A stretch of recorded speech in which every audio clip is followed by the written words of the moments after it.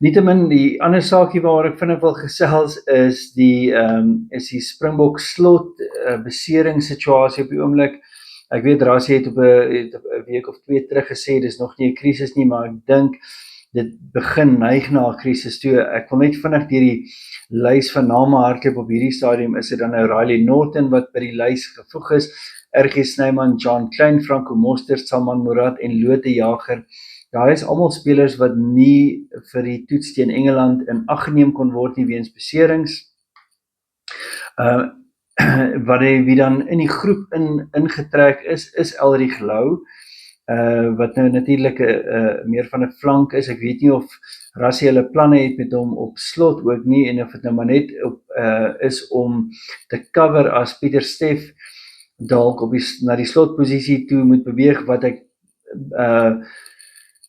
ek dink gaan gebeur tydens die toets teen Engeland in elk geval. Ek dink Eben Etzebeth sal na 50 minute of so afkom en Pieter Steff behoort dan in daai slotposisie in te skuif.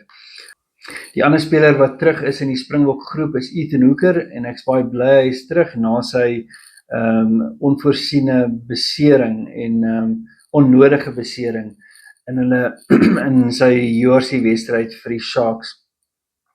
Die enigste wat kan 'n mens sê positiewe of 'n silwer randjie op hierdie stadium van die donker wol is dat ons vir die volgende 3 Saterdae is ons wedstryde teen Engeland, Skotland en Wallis. As 'n mens dit in ag neem teenoor die einde van die jaar se Nasie-kampioenskapwedstryde, dan is hierdie sekerlik die makliker deel daarvan.